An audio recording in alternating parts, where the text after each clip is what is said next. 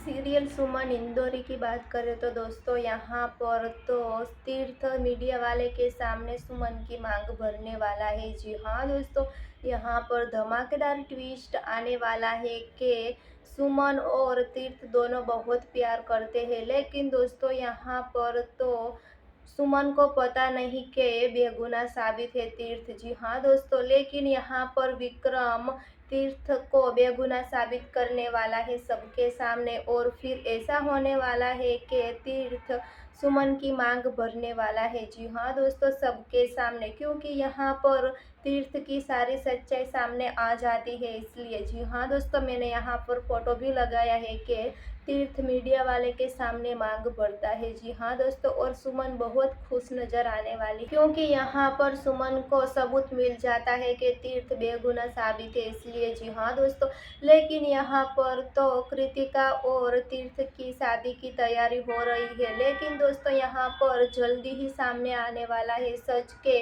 कृतिका और देविका दोनों ने बहुत बुरा किया है सुमन के साथ, और सुमन ने छोड़ा था घर 5 साल बाद पहले। जी हाँ दोस्तों, आगे शो में धमाकेदार ट्विस्ट आने वाला है कि सुमन और तीर्थ दोनों एक होने वाले हैं, और विक्रम सारी सच्चाई सामने लाने वाला है कि ये सबूत दिखाने वाला है कि तीर्थ बेगुनाह साबित है। जी हाँ दोस्तों, आगे देखने के लिए जुड़े रहे किरण सीरियल स्टोरी के साथ। दोस्तों सब्सक्राइब और कमेंट करके भी हमें ज़रूर बताना।